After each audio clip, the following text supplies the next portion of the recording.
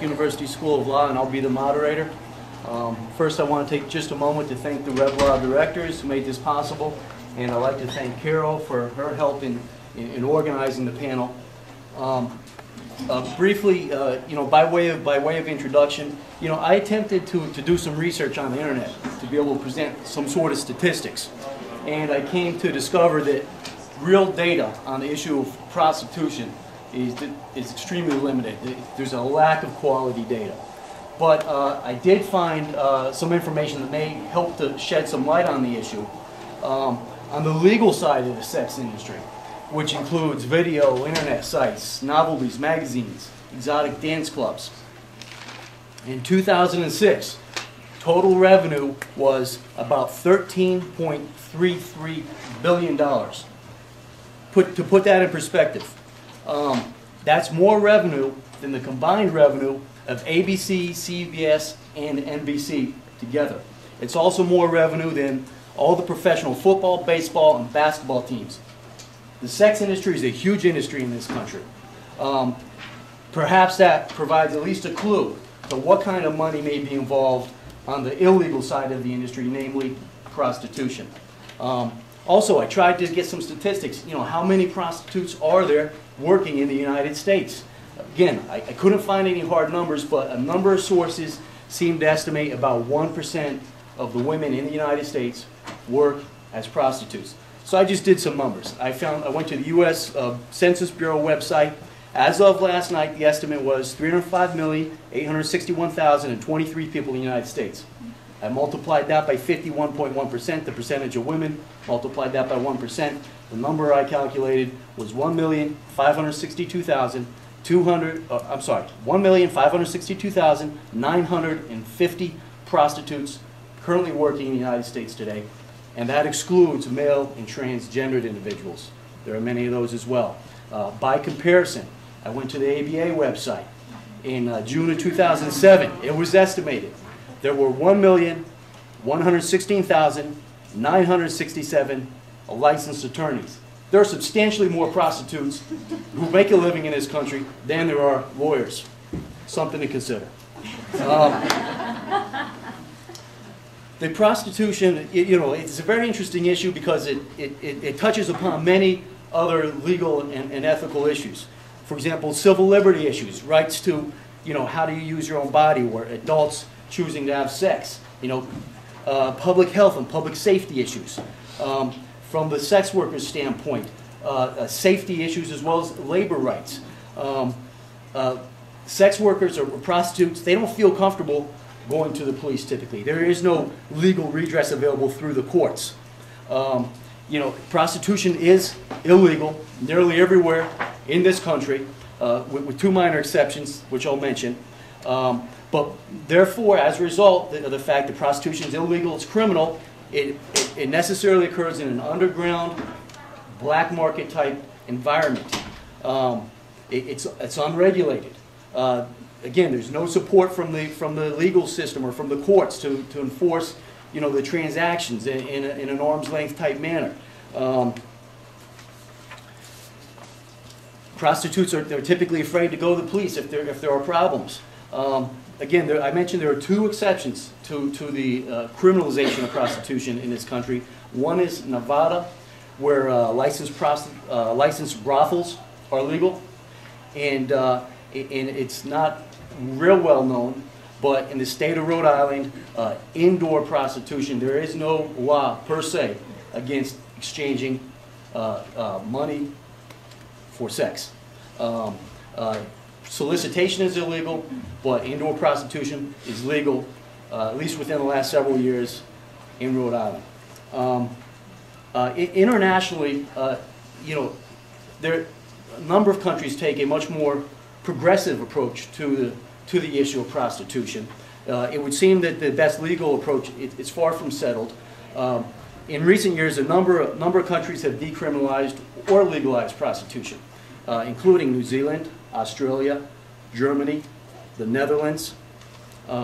Also, I mentioned in 2005, Brazil rejected $40 million in aid, U.S. funds, from the United States to help fight AIDS because it would have required Brazil to officially condemn prostitution, and the government didn't believe that was the most effective approach. They felt they had a very effective approach to fighting AIDS in that country, and didn't want to accept those conditions.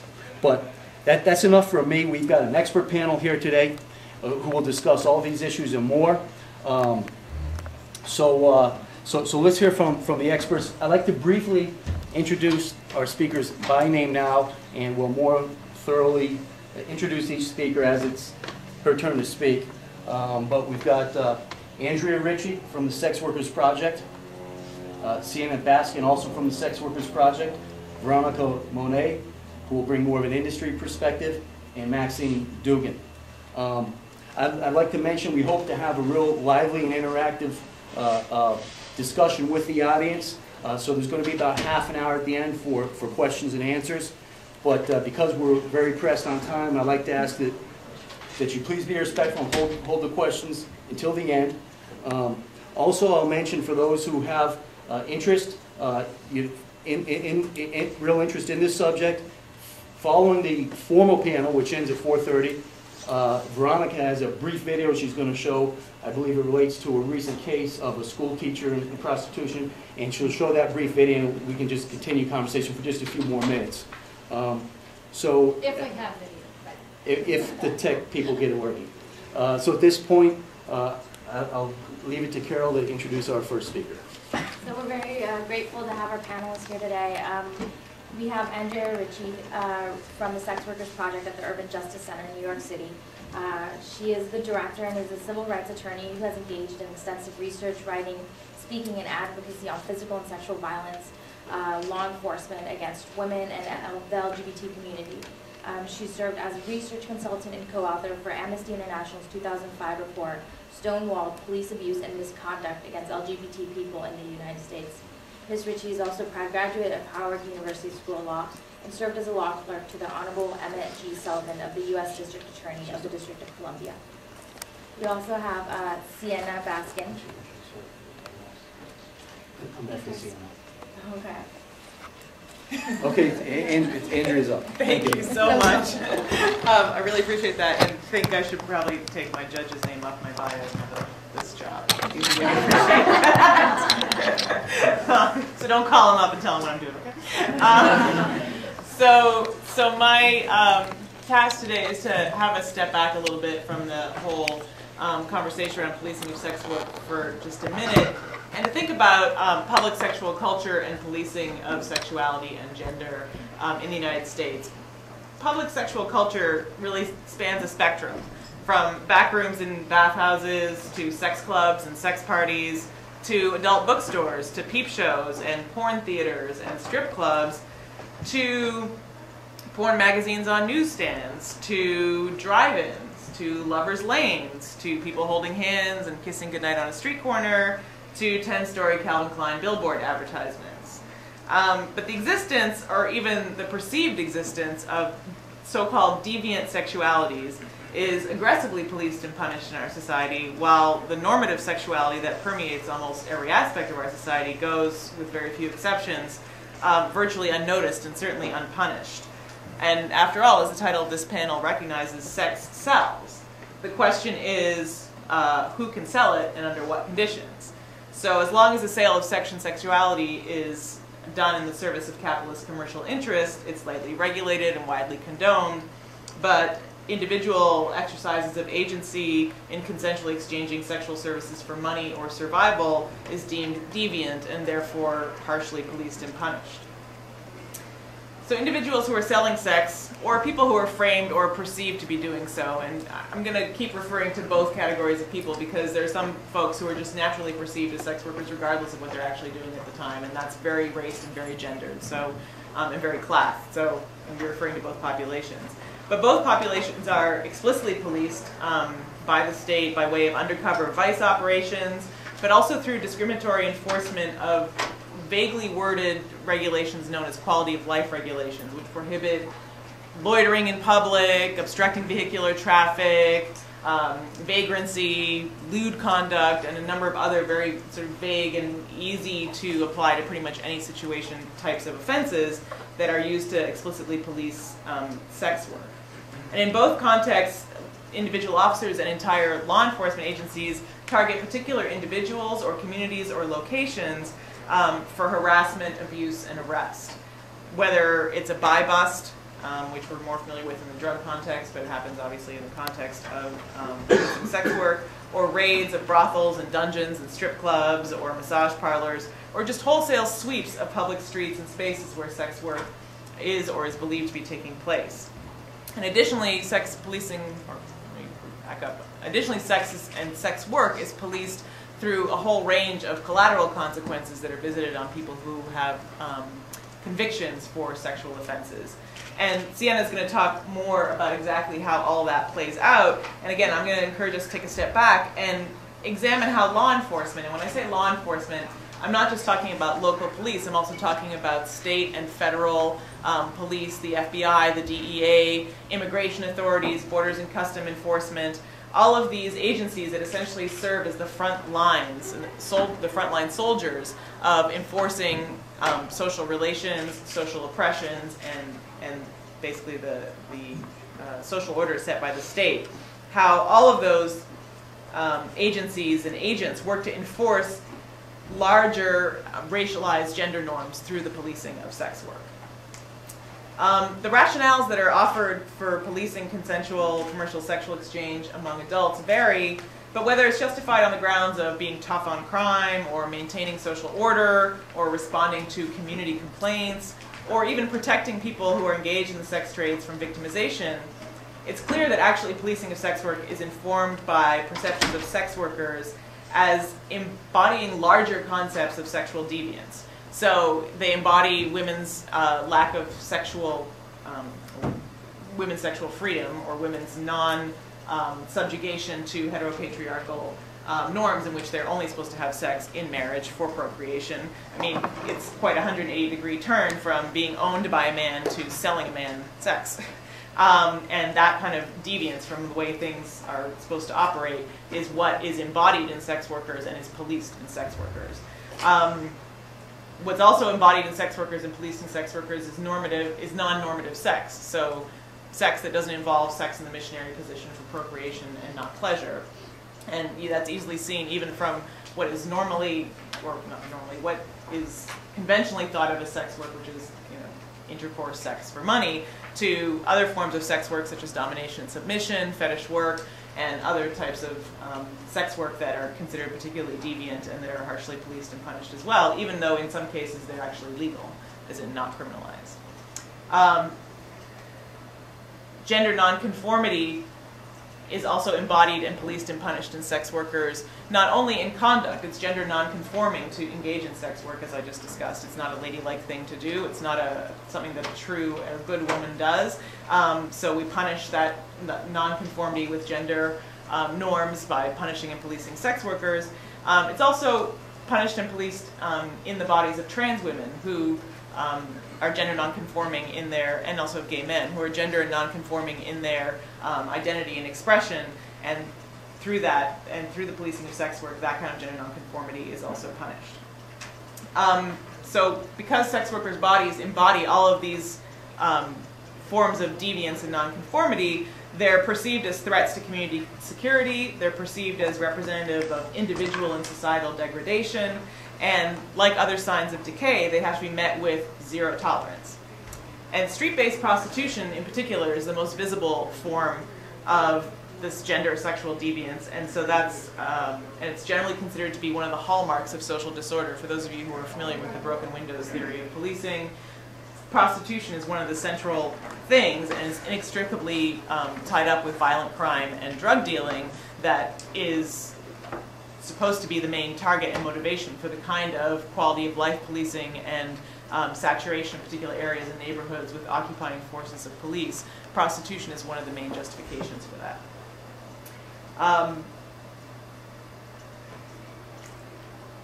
And the thing about policing of prostitution is, as is the case with all other forms of policing in this country, It's no accident who's targeted by law enforcement operations in the context of policing sex.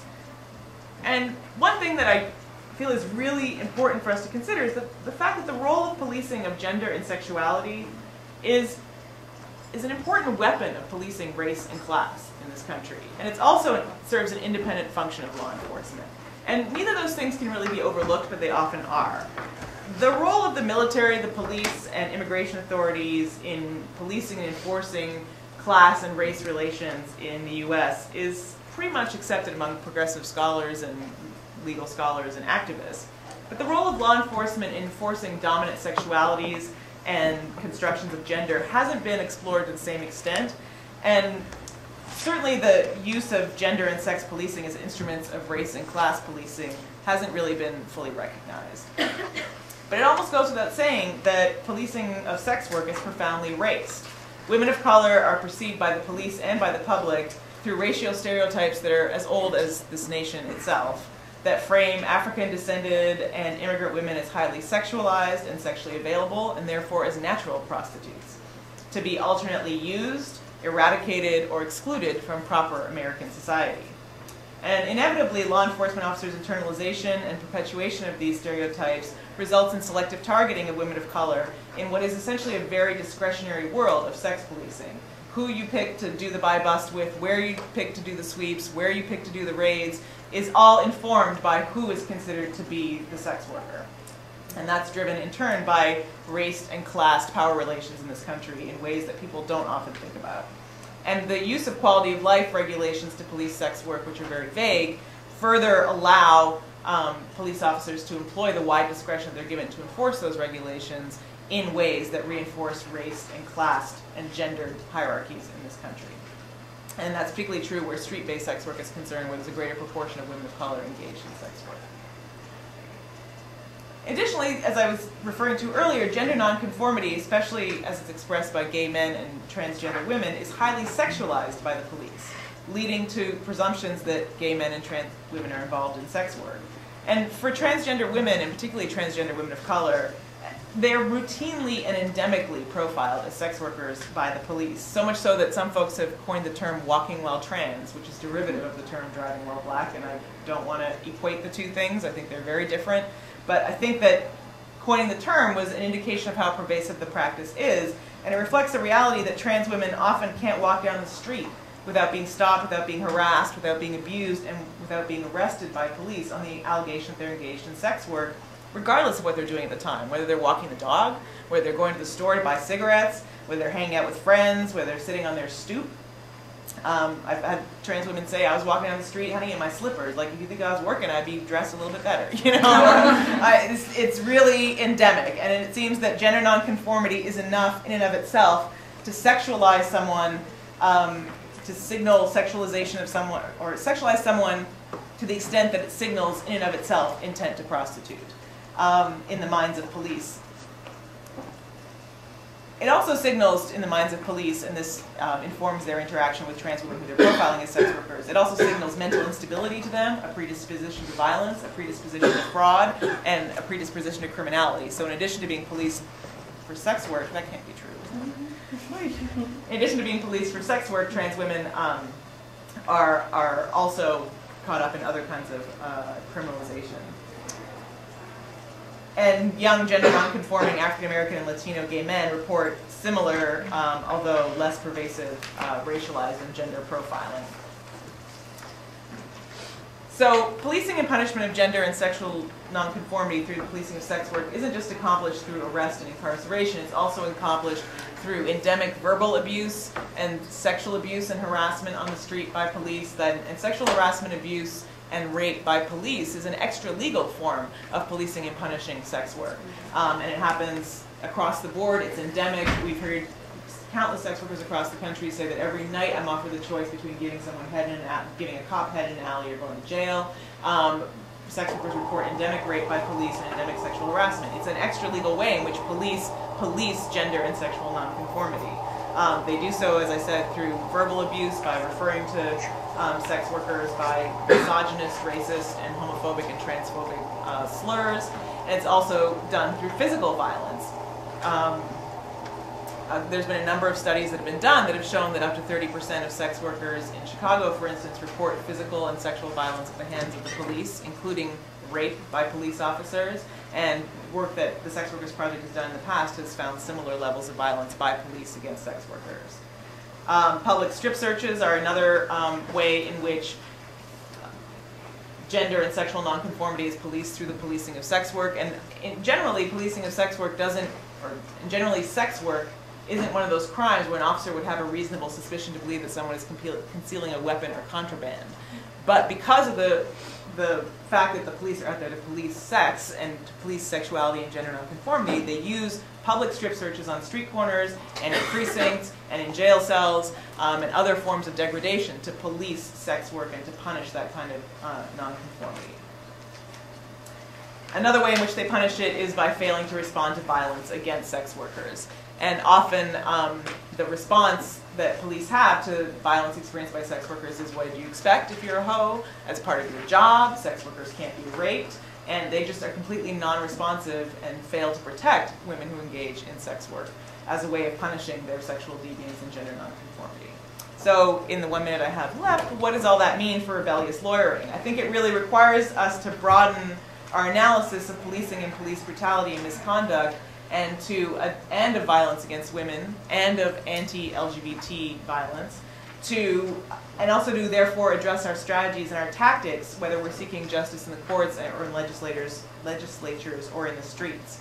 And that's true whether we're engaged in grassroots organizing, whether we're looking for changes to police policy and practice, whether we're looking for civilian oversight, or whether we're filing lawsuits in courts. Many of those strategies do not acknowledge the intricately related and mutually reinforcing and synergistic role that gender and race play, and class and involvement in sex work and other markers of oppression play in how police violence plays out and how they're part of a larger thing of policing sex. And I would say that also in terms of legislative measures, I just would want us to question when we're advocating in terms of for initiatives like decriminalization. Obviously, decriminalization would decrease people's vulnerability to the kind of policing that we're talking about, the kind of police abuse and punishment that we're talking about. But many folks have said or have called out, so it's a step in the right direction, but it's not the end answer, because if the institution of the police and law enforcement as a reflection of a larger societal desire to police and punish sexual deviance and gender nonconformity, they'll just, if that's what they are and that's what they're doing, then they're just going to find other ways and other laws to do that, and particularly use quality of life regulations and other types of criminalization to achieve the same result, or in some cases just continue to engage in extra-legal activities. It's currently not legal to rape or sexually harass or abuse people who are engaged in sex work, or anyone else for that matter, but police still do it. So I think we need to really think deeply about our strategies in order to address the experiences of sex workers in the context of policing sex work. Thank you, Andrea.